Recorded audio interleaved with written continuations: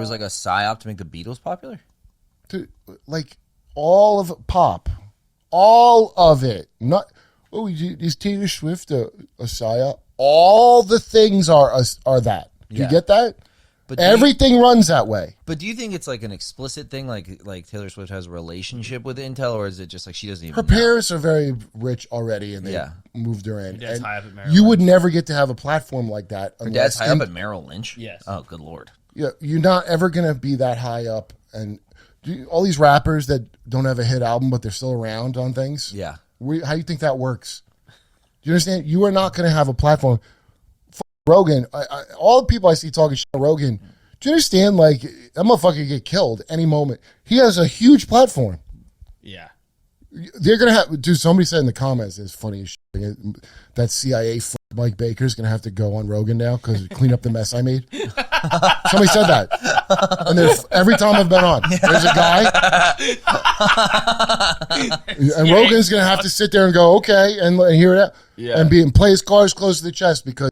I used to watch the Joe Rogan Experience more than I do now, but I've seen a lot of the episodes with Mike Baker they're talking about here. They were never my favorite episodes, just kind of boring, but it's interesting that this pattern wasn't something I noticed until the commenter pointed it out. Good catch on their part. Joe's also in a pretty unique position these days. At that level, there's probably a lot more pressure to think about how things land, even if the upside is huge.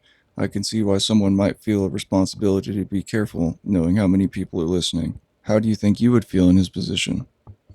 Anyways, let's keep going.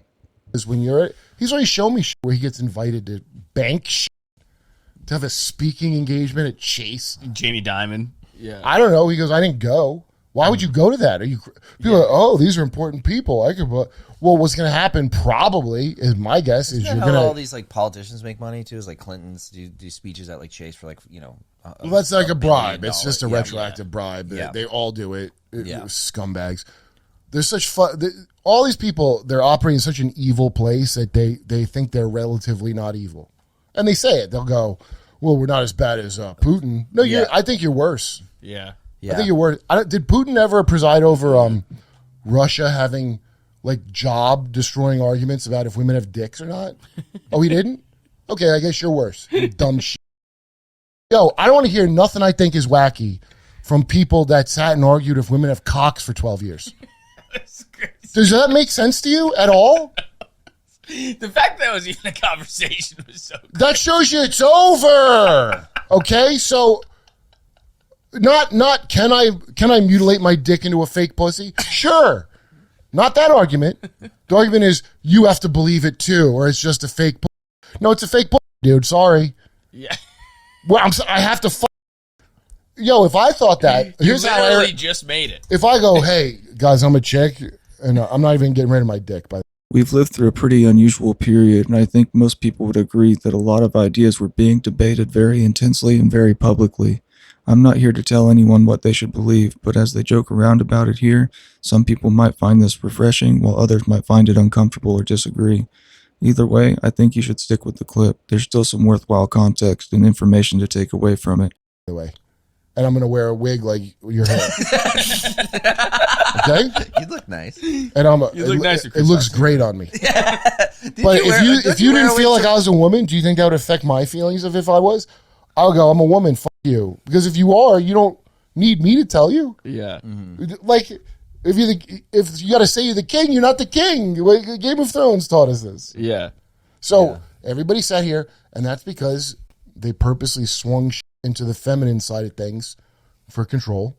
Because after the housing crash, everyone was getting together like, fuck these motherfuckers in Wall Street. Yeah. And if you notice, all of a sudden, that's when we started getting social justice warriors who, for some reason, they weren't going after Wall Street. I mean, they blather about it, but mostly they're going after working class people who didn't go to queef school to learn how to talk like cunts, right? No, you're right. No, they were going after like dock workers in Philly. Dude, I used to talk to these people however I wanted. It was beautiful. Online, I would go like, I mean, they're so easy to trash. I had no idea what the fuck I was doing. Yeah. Remember your Facebook days? Yeah, I haven't been on Facebook since then. Dude, you're the king of Facebook. I probably wasn't. Kurt was the mayor of Facebook. I did. If I was the king of Facebook, it was in the Aztec sense of like, well, that you're going to be skinned. I actually find this pretty funny. I had no idea Kurt had such a big presence on Facebook back in the day, so hearing him called the king of Facebook and seeing how he reacts to it is kind of wild. I also thought the point they made earlier was interesting about how certain working class communities seem to feel the effects of cultural shifts more directly at the time. Sometimes those conversations end up overlapping and even distracting from the bigger economic frustrations people are already feeling and beginning to express. Every now and then, someone phrases an idea so clearly that it helps make a connection you had the context for but never solidified the thought. Kurt tends to do that pretty well. Alright, let's keep going. You find it out. It's not hard. Everybody's talking. It turns out mental programming doesn't work as well as they thought it did. So now everybody's breaking down and telling all this shit. They can never tell anyone what they did. These people deserve the worst punishments that you can't even make up in hell. Do you understand? These are the worst. And think how bad this is. Never mind if Trump did something with teen girls at Epstein Island. Maybe he did, but maybe he did. If he didn't and he's protecting them, he's worse. If he didn't any underage anything, he's just protecting these people because he's cool with them. Yeah. He's worse than them, I think. I don't even know why you would move on from that. Yeah. Yeah, I mean, it was clearly like such a defined social circle. Yo, I believe in God because how evil they are. It's crazy that they prove God to me. Yeah, they brought you back. It's not even bringing it back. Like, I never said I was an atheist, but the pure level of evil and legalism, it's all lawyer shit. Well, technically, it's okay because we said we're doing this, and what can you do? Yeah. It's all Satan lawyer shit. So just the fact that exists that way implies that there's some Opposite. Yeah, it just does. Like, why would you have to worry about even the appearance of the law if there's nothing? So somebody's under something. Themes of good and evil seem to come up more often in conversations lately. To me, it feels like as more information becomes available and people revisit older texts or ideas with fresh perspectives, those discussions naturally start to overlap with bigger questions about how the world works. I can't say what the correct interpretation is or if there even is a single one, but it does feel like over time, people are slowly putting more and more pieces together. One thing I appreciate about Kurt is his ability to pull from a wide range of conversations and sources and frame ideas in a way that's easy to follow, despite being a little all over the place. That's part of why I think this fan-made project has potential and why I'm going to keep working on my edits. Let's keep going. I know that much. I don't know all the details, but you could just tell because they have to disguise everything as it's legal, even if it's not. That doesn't make any sense. Yeah. Why not just go, we're doing this, fuck you? Yeah. I don't know. I think they kind of are doing that, though, a little bit. No, they do. There's something being rushed right now, and I don't get it, but Yeah. it's real sloppy, this shit right now. Like an Yeah. idiot. It's, again, Like I taking didn't- Maduro and stuff. I'm not saying nothing new at all. I just noticed some shit like during the pandemic because couldn't go out that much, so there's nothing to do. Yeah. You meet like ex-prisoners and know more current events than you because they don't have nothing to do in prison. But look on. if you're smart, what are you going to do in prison? Just sit there and read. There's people, I guess, make money or whatever, but they also are going to read. You're going to be bored. Yeah, you got 24 hours in the fucking day. Dude, I used to read the Bible out of boredom at meetings. I'd be so bored, I'd read the Bible. Yeah. Do you understand how bored that is? At Jehovah's Witnesses things? Yeah.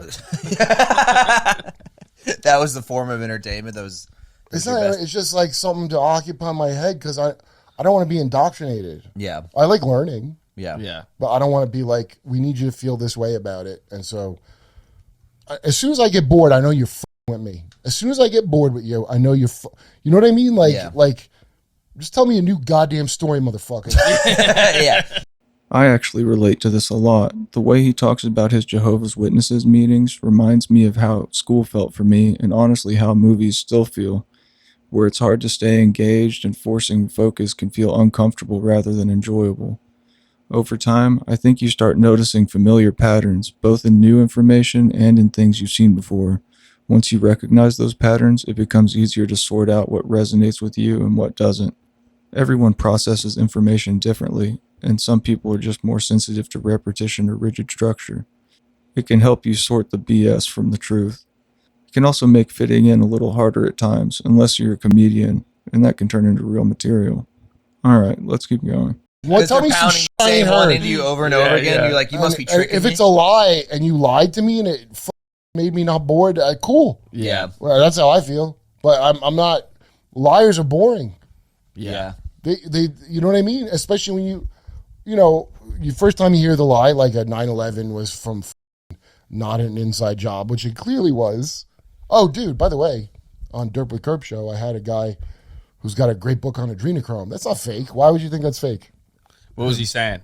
Yo, Chris thought it was fake. I thought it was literally from, what's it called? Fear and Loathing. Fear and Loathing. But why would he just throw that in? I thought it was a bit of creative writing. Well, he's not the first author to talk about it. Yeah, that's just where I Anthony first heard about Burgess and the guy who wrote Clockwork Orange, Yeah. which is about MK Ultra. But England's Yeah, I mean, was they're peeling Tavistock. the eyes. The British version is Tavistock. That's who pushed the gender clinic there. That's their dude. Remember the British invasion, the Beatles? Yeah. Yeah. That's Tavistock. That's imperialism, soft power. You think so? I know so. Yeah. That's how it works. Thanks for watching and making it this far into the video. Let me know what you think about the intro of the video. I'm testing out ideas for when I launch the fan-made channel and shift half of my focus here into making those videos, including clips from other creators as well. But I will say, you'll see a lot of Kurt there because I have a lot of clips already. I just wanted to give you a heads up, and I'll let you know more about the launch of that channel when it's ready. Don't worry, I'll keep making videos here either way, but also shout out to the first Patreon subscriber, Tree Removal Russ. They also unsubscribed 2 hours later, but hey, I appreciate you, brother. And I'll see you guys next time.